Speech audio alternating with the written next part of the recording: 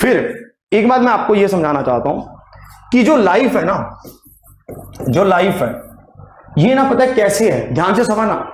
ये ऊपर ऊपर जो चढ़ता है ना उसके साथ है, जो ऊपर चढ़ता है मतलब जो अपनी लाइफ में प्रोग्रेसिव रहता है, जो अपनी लाइफ में एक अच्छी सोच रखता है। ध्यान से समझना, हमारी सबसे बड़ी बात क्या होनी चाहिए कि हमारी सोच सबसे साफ होनी चाहिए, हमारी थिंकिंग बहुत सही होनी चाहिए कि यार मैंने ये काम करना है और इसके पीछे मेरा उद्देश्य भी सही होना चाहिए कि मैंने ये काम करके ये जॉब हासिल कर लेनी है। जॉब हासिल कैसे होगी? किसी को पीछे धक्का देने से नहीं होगी, खुद को 2 कदम आगे बढ़ा लेने से मिल जाएगी जॉब। तो एक बात तो ये ध्यान रखिए कि कभी भी किसी के लिए नेगेटिव मत सोचिए, हमेशा पॉजिटिव विचार रखिए। जब तक आप पॉजिटिव सोचेंगे तब तक आप प्रोग्रेसिव रहेंगे, तब तक आप अच्छा सोचेंगे। सबसे पहली बात तो यही। फिर जिंदगी जो है ना वो एक तरह से ऐसा है, ऐसा एक आपने पिरामिड देखा होता है ना, एक ऐसा मतलब एक ऐसा पिरामिड होते हैं ना, पिरामिड मिस्र वाले पिरामिड ऐसे है। आप इसमें ग्रोथ कैसे करते हैं आप ध्यान से समझना। इसमें कुछ बेसिक चीजें, बेसिक बहुत बेसिक चीजें हैं इसमें जो सबसे बेसिक चीज है ना वो क्या है? एजुकेशन, एजुकेशन, शिक्षा, फिर है जॉब, फिर है एंजॉय। आपने अगर इसमें से एक भी स्टेप मिस कर दिया ना, ये बात मैं आपको बहुत बार समझा चुका हूं, तो आपका पूरा ये पिरामिड कंप्लीट नहीं होगा। और जब तक ये पिरामिड कंप्लीट नहीं होगा तब तक आपका कोई ना कोई स्टेप अधूरा ही रहेगा।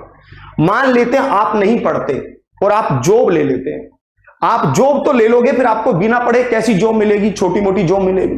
भाई साहब वो छोटी मोटी जॉब से उस समय के लिए तो हो सकता है आपको लगे मैं बहुत कमा रहा हूं, पर आगे चलकर आपको वो पैसा सफिशिएंट नहीं रहेगा, आप इंजॉय नहीं कर पाएंगे रेगुलर। बिना एजुकेशन के, बिना इस पार्ट को कंप्लीट किए हम यहां नहीं आ सकते।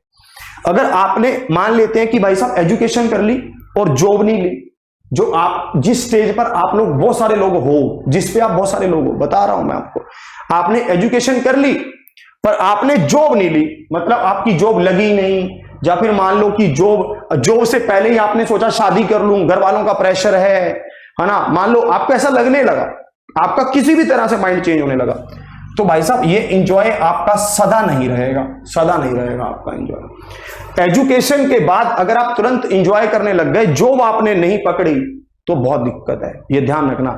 इस स्टेप के बाद ये स्टेप भी उतना ही जरूरी है जितना कि इस स्टेप से पहले ये स्टेप।